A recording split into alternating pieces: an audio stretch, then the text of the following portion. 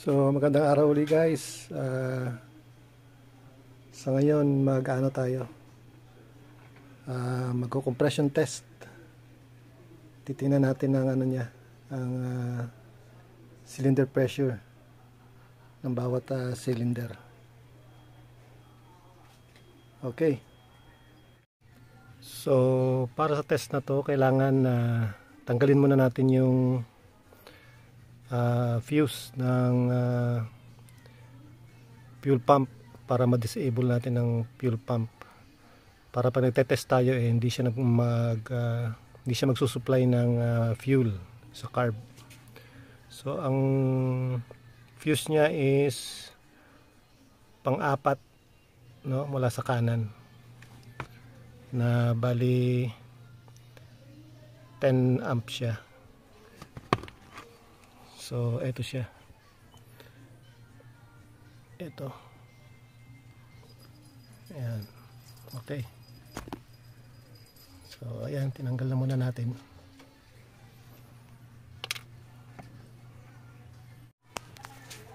Tapos disable din natin yung solenoid ng carb. Ito siya, ayan. Hirap tanggalin. Dali lang, tanggalin ko muna. Ang tagahawak.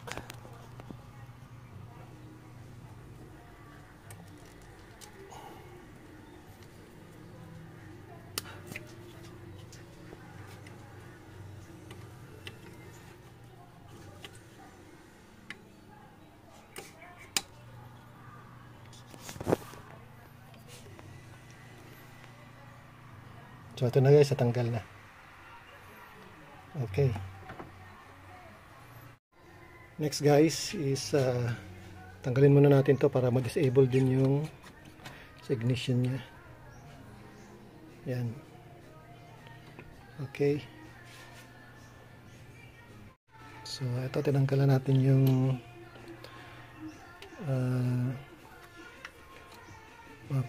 mga ano nya, high tension wires, para matanggalan natin yung mga spark plugs.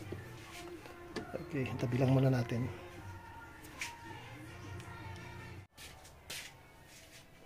So sa gagawin nating compression test, bale itong gagamitin natin, compression tester, no?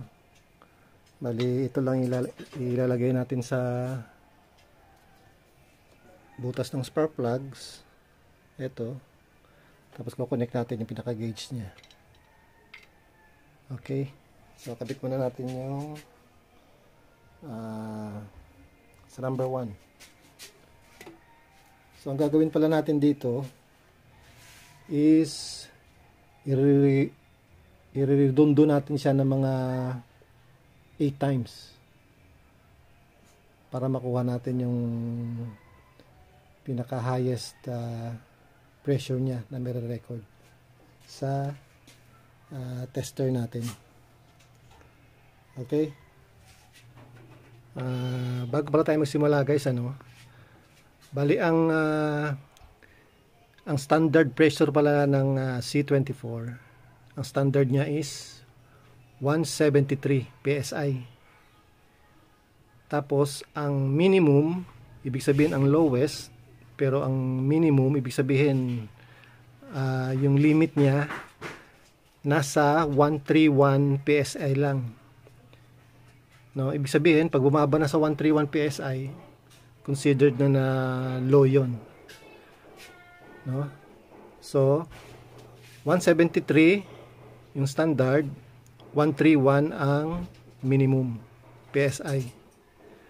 So ang gagawin natin dito sa atin is dry compression test lang. Ibig sabihin wala tayong ilalagay na liquid sa cylinder.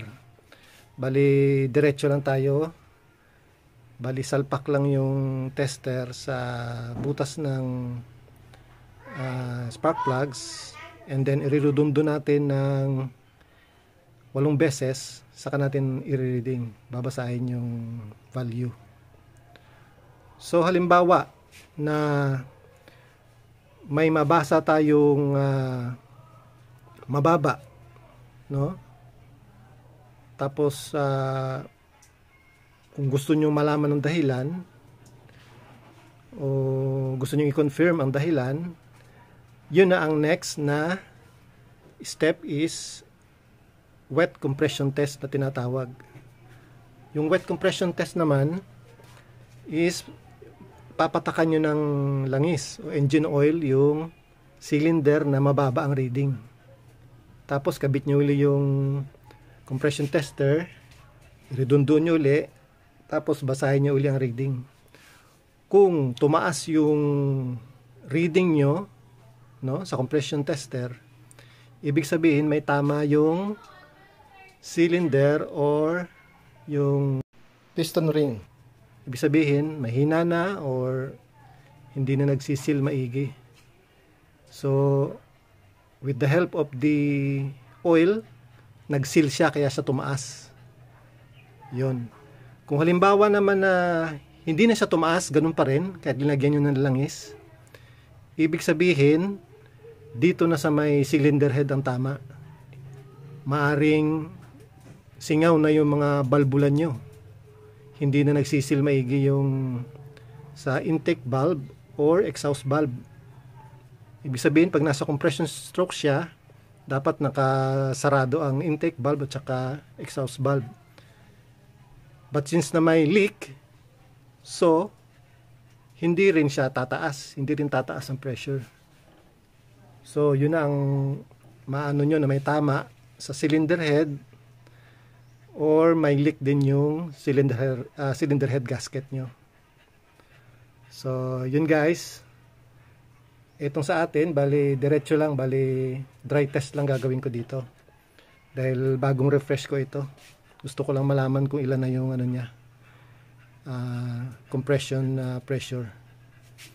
Okay guys, kabit na natin yung tester sa cylinder number 1.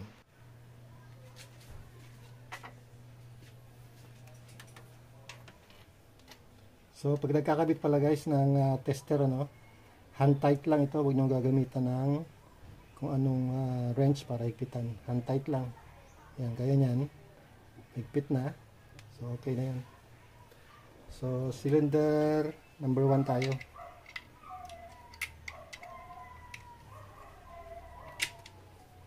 Okay. Iwan ko muna to. Papandarin ko muna. Redundo muna natin. Okay.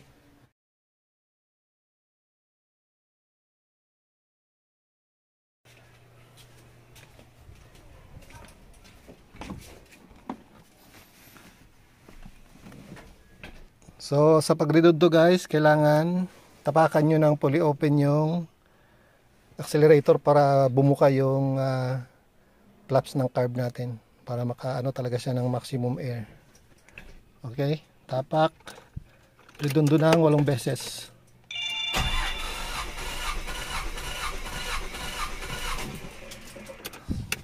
So okay, basahin natin.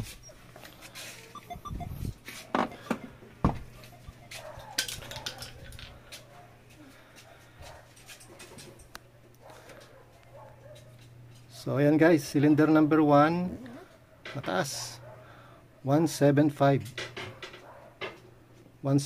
PSI. Okay, so 175 PSI mataas guys. Okay, lipat ko muna sa cylinder number 2. Taas oh. Okay, saglit lang. Pili ko muna to.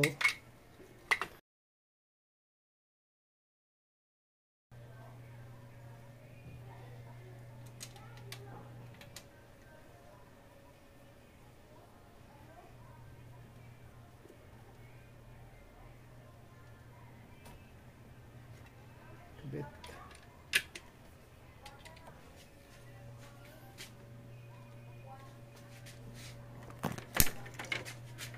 Okay guys, natin.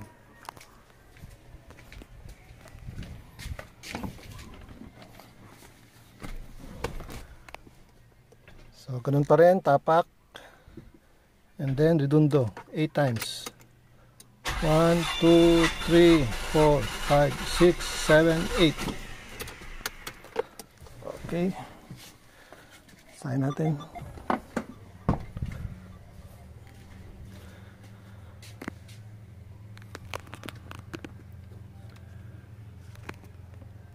Ang reading niya guys is ganun din. Halos 175, 176. Okay, taas. Okay guys, so lipat muna natin.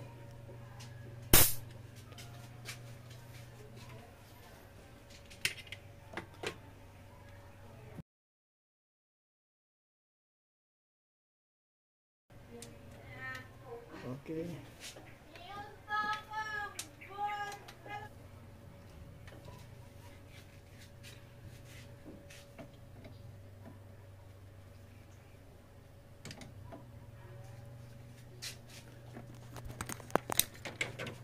Okay guys.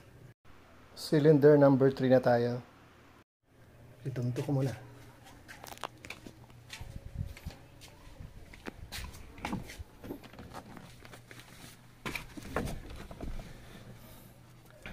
Okay, ganun pa rin.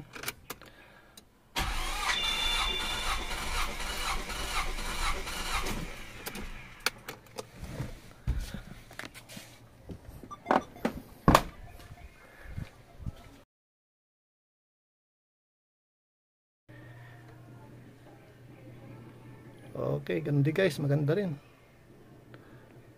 Halos 176. Okay. Okay. Lipat ko muna sa cylinder number 4.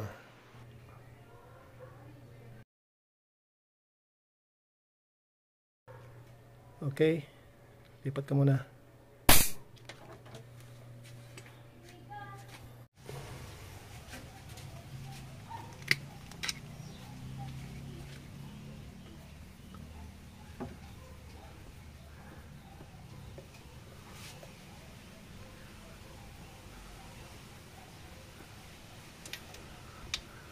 Okay.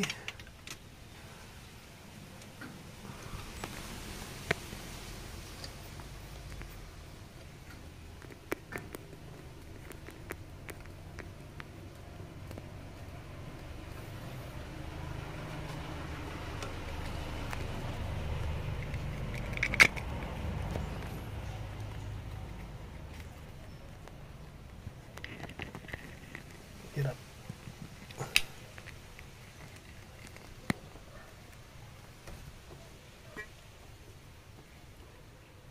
Okay. Sa 4th cylinder na tayo. Okay, 4th cylinder na.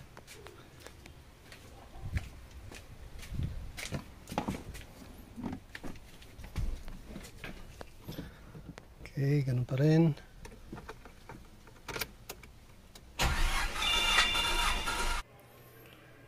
So, okay guys. Dito na nagtatapos yung compression test natin. So, itong akin, meaning halos wala silang difference sa each cylinder. And halos lahat is matataas. Nasa 175 pa nga. Dahil ang standard nito is 173 PSI. Okay. Ano lang guys, ang ng compression test. Maraming salamat and God bless. Don't forget to subscribe guys. Salamat.